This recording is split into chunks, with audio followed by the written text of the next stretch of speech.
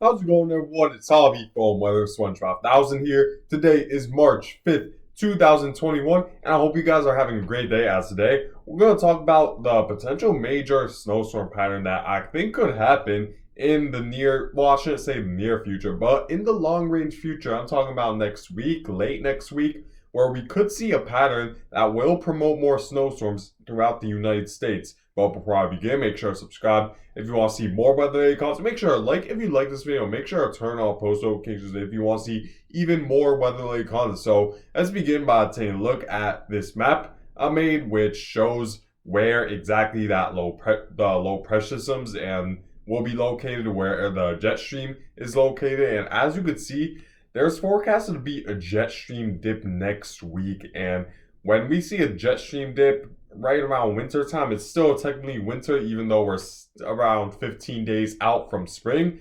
Whenever we see a jet stream dip during the winter time, it usually is a bad sign or a good sign if you like the snow, because it usually creates a lot of unstable air to strengthen a lot of these troughs that are moving through the United States. And as a result, we get a lot more convergence, a lot more convection, and that creates increases the chances considerably of a major snowstorm. And that's what's forecasted to happen next week, where both the computer models are forecasting some sort of jet stream dip to come through the west coast of the United States and head into the Midwest to the point where it's going to create just enough unstable air to potentially strengthen a low pressure system to maybe bring up a major snow to the Midwest, and then severe weather towards I'd say the southern Midwest and right around the southeast, where it's typical for you guys to experience severe weather in March. But let me move on. Let me show you guys the GFS model, because it definitely gives a better representation of how exactly the jet stream is going to orient itself, and how exactly the trough is going to form, and the area of precipitation it's expected to bring along with its position. So let's begin by taking a look at the United States right now based off what the GFS model is forecasting. And it's been a really quiet couple of weeks, I'd say, for the United States. And I think that's primarily due to the fact that we're in a positive Arctic oscillation. So as a result, we haven't been seeing as much jet stream dips to strengthen those troughs to bring a lot of snowstorms. But I think that could change. And while the Arctic oscillation forecast is mainly forecasting the pattern to stay at a positive phase, it gets interesting when we get closer to the middle of March, because we do see a drop off in terms of the positive Arctic oscillation phase, where it becomes more negative.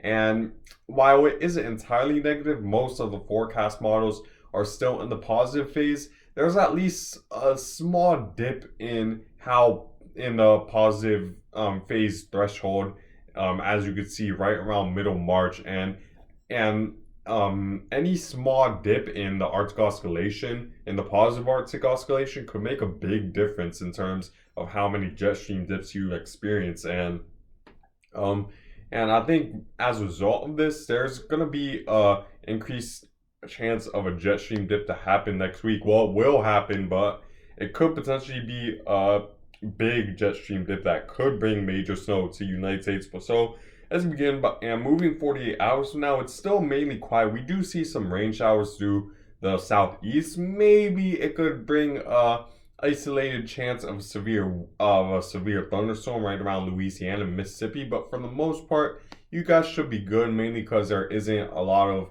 unstable air to really create a lot of convection or create a severe thunderstorm, since the cold air is primarily towards the northwest side, where we do see strong northwesterly winds. But since weather moves from west to east, it doesn't really affect it much when it comes to instability. So as a result, this storm is mainly just gonna bring rain showers to Florida, and not much of a threat. And for the northeast United States, it's gonna remain cold because of lingering low pressure system right around eastern Canada that's bringing strong northwesterly winds and Arctic air further south. So that's definitely something you guys want to keep in mind if you're hoping for spring, is that it's going to remain cold over next week. But outside of that, there's a big ridge that's going to dominate a lot of the United States and bring warmer than average temperatures for the most part throughout the Midwest, and then cooler than average in the northeast as a result of a pressure gradient between this low and this ridge. But eventually, this ridge will move east,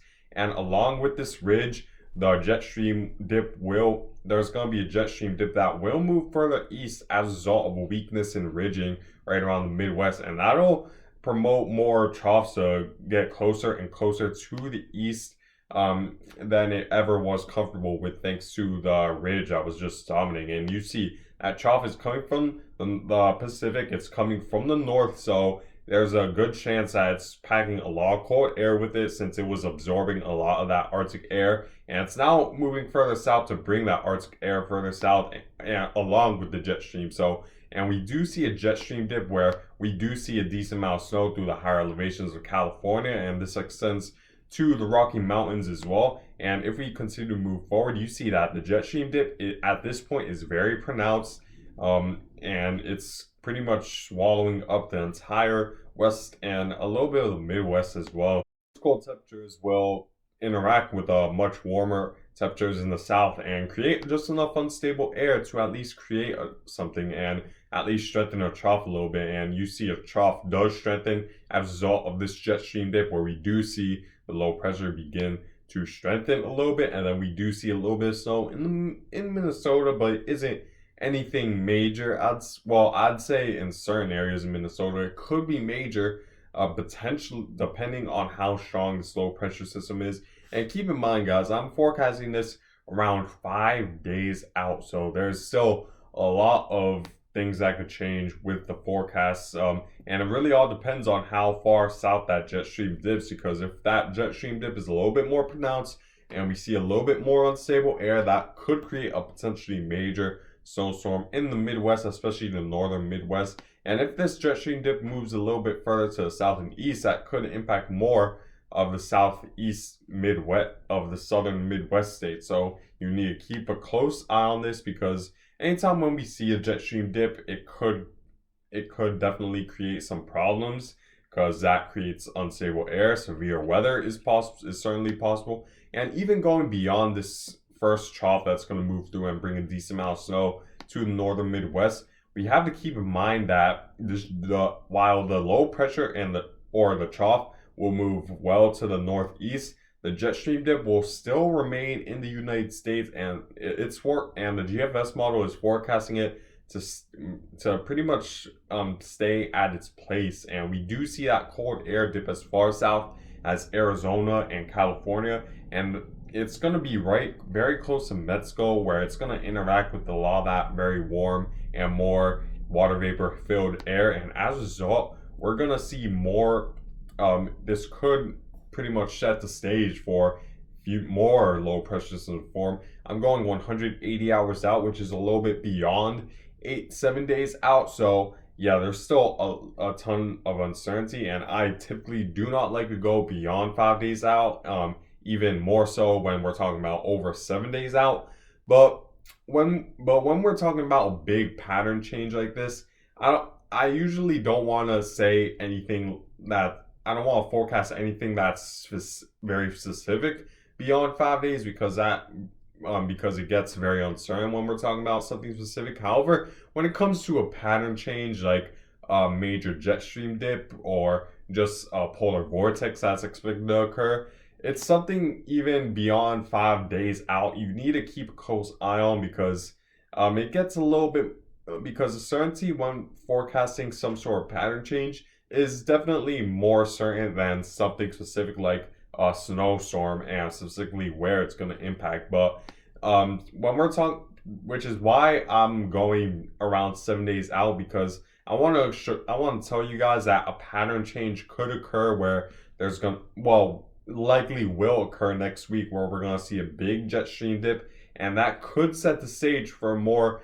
future snowstorms throughout the Midwest. Where exactly this will impact you guys, there's still a lot of uncertainty regarding that. And how long will this jet stream dip last? That's also something that's very uncertain. But for the most likely scenario is that we're going to see a jet stream dip, and I want to tell you guys that there's a likely chance that there's a more likely of a chance we're going to see potentially a snowstorm throughout somewhere in the United States, which could be major, maybe it brings only 3 to 5 inches, um, but still it could bring some. It still could bring the possibility of major snow and also severe weather when we're talking about a big jet stream dip and a pattern change like this. So you guys need to keep a close eye on this throughout the eastern half of the United States, I'd say, for the most part, because there's even still that possibility that maybe this jet stream dip is a little bit more further eastward to maybe where it brings a little bit of snow to the northeast, or brings the severe weather impacts further eastward. That's certainly a possibility. We can't rule that out. So I just think we just have to keep a close eye on this, because when we're talking about jet stream dip, it sets the stage for creating future snowstorms and severe weather threats. And even the European model agrees with this forecast. Let me move on. Let me show you guys the precipitation forecast from the European model, and it agrees that we're going to see some sort of trough form as a result of this increase of this pattern change and increase unstable air, where you see that the low pressure, the upper level low, is going to move further southward along the California coast, pretty much hugging the coast, and then it will move inland and it will bring a decent amount of snow through the Midwest. But it gets even more interesting because we do see that low new trough form. And I think this trough, under the right circumstances, such as increased unstable air, could increase the chance of a snowstorm. Right now, it's a relatively weak snowstorm for the most part, maybe bringing a good amount of snow to the Great Lakes region, but for the Midwest, it isn't probably bringing more than an inch or two of snow. But again, I'm forecasting this 7 days out, and when we're talking about pattern change, it a lot of is uncertain, and if that jet stream dip is pronounced enough, we could see a potentially major severe weather and snowstorm threat. And what will determine how far south that jet stream dips is how strong northwesterly winds are, how this let me zoom out a little bit to show you guys what I'm exactly talking about. So what will determine how much unstable air there will be in the United States is really the pressure gradient between this low pressure and this ridge, because this pressure gradient will be pretty much the key factor in bringing those northerly winds further south. Is if the pressure gradient is a little bit stronger, the winds are stronger, and that'll bring more cold air further south to create a more unstable environment in the United States and increase the chance of a major snowstorm or severe weather threat. However, if the pressure gradient is a little less, then the jet stream dip will be less, and we'll see less unstable air in the United States and less of a chance of a major snowstorm or severe weather threat. So, point is that there's still a lot of uncertainty with this forecast. We definitely need to keep a close eye on this over the next several days. And yeah, just keep in mind the pattern changes that expected to occur. What I could say with confidence is that colder than average temperatures should be expected throughout the Midwest and around the West Coast. I'd say right around late next week, where we do see that jet stream dip come, and we will see a decent amount of snow in the Northwest Pacific and the Rocky Mountains, where I think in the higher elevations a foot of snow could occur, and there is a possibility of snow in the Midwest as a result of this jet stream dip. So just a lot of uncertainty, and just keep a close eye on this. But